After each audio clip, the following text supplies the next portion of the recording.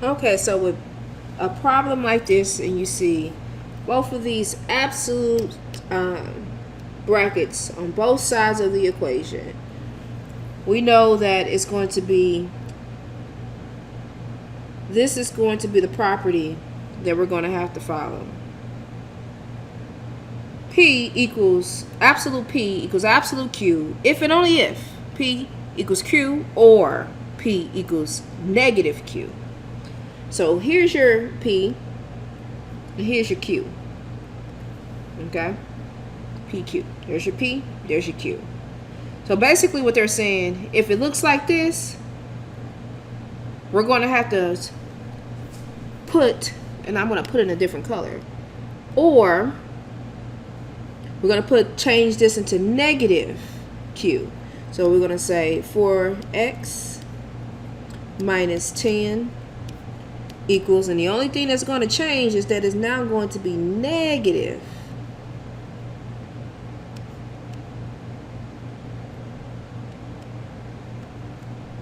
plus 4. Okay?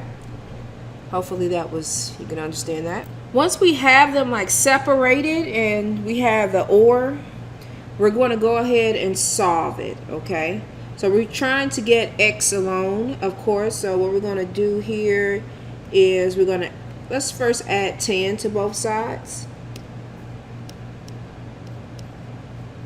Plus 10.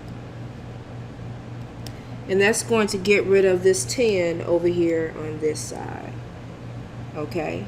And then the next thing that we're going to do is we're going to minus 2x from both sides. Minus 2x. Minus 2x. Okay? And then that's going to get rid of the 2x on this side. And now we have like terms on each side of the equation. And we can solve it. 4x minus 2x is going to give us 2x. Okay. You got 10 plus 4. That's going to give us 14. Okay. Now the next thing that we're going to do is, and we really don't need these brackets here. I mean, I like to put them to so you can keep in mind what's going to end up happening, but you don't really need them. We filled in our solution up there, so this will kind of simplify it for you. You're going to divide 2, this side by 2, to get rid of the 2 in front of the x to get it alone, and divide this by 2. Then it will end up with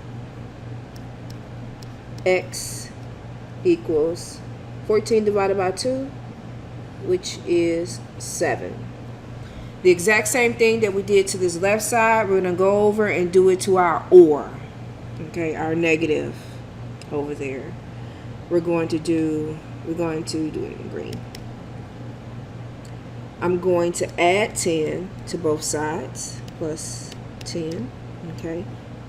And then, actually, because it's a negative Q, everything in here is going to be the opposite. So you don't want to forget that. So everything in here is going to be the opposite of what it is. So it's going to actually end up being, and we can just change it, go ahead and change it in a different color up here. We can say this is going to end up being negative 2 and minus 4, which would make it a negative 4. And we can just get rid of that altogether. Okay?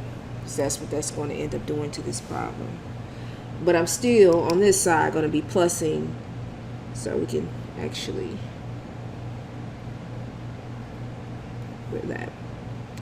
On this side, I'm still going to be plussing 10 here. Okay? And I'm going to be adding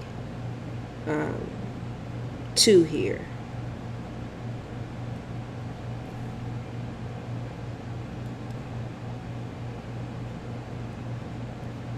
Okay? And that's going to cancel out each other.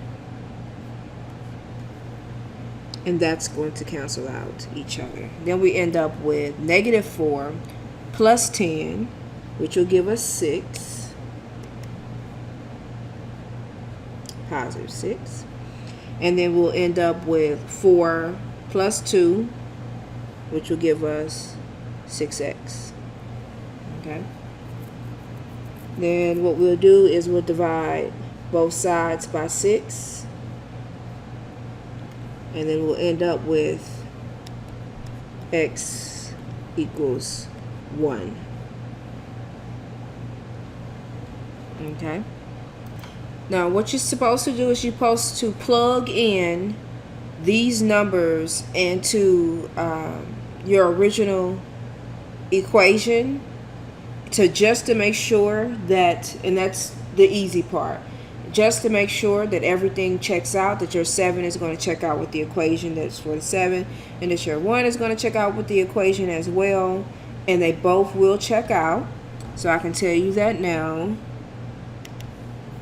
So your answer is going to be your solution set.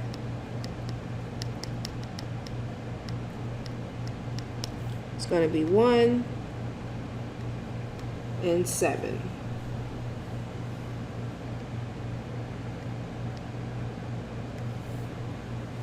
All right, it's just as easy as that.